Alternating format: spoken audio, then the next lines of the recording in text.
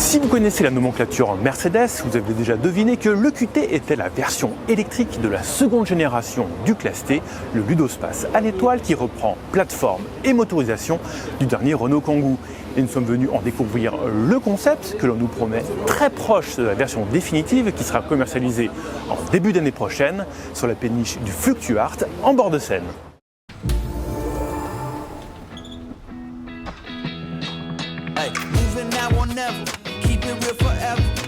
How cool is that?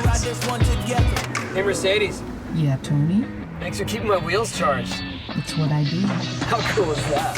Kangoo ne rime absolument pas avec premium allemand, on est d'accord, mais la marque à l'étoile a fait un excellent travail, au moins à l'extérieur, pour dissimuler le lien de parenté avec le français. On retrouve ainsi une gigantesque calandre dite Black Panel, partagée avec les derniers modèles électriques de la marque, le traitement chromé de l'entourage des surfaces vitrées latérales, ou encore les feux arrière reliés par une barre lumineuse. L'ensemble se montre tout à fait réussi et se place parfaitement comme une mini-version de l'EQV.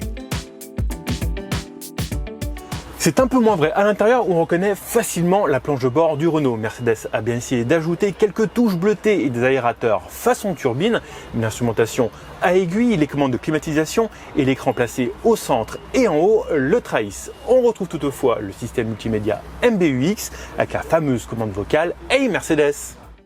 Monter à bord de cet EQT long de 4,95 m via les portes arrière coulissantes, c'est aussi découvrir ce que donnera le Kangoo dans sa version longue, avec la possibilité d'avoir 2 sièges supplémentaires dans le coffre. On peut les replier, mais malheureusement pas les escamoter pour cause de batterie juste en dessous, alors que les sièges du second rang se montrent bien plus discrets. Dommage qu'ils ne soient par contre ni indépendants ni coulissants, mais on peut se consoler avec la possibilité de mettre 3 sièges enfants côte à côte.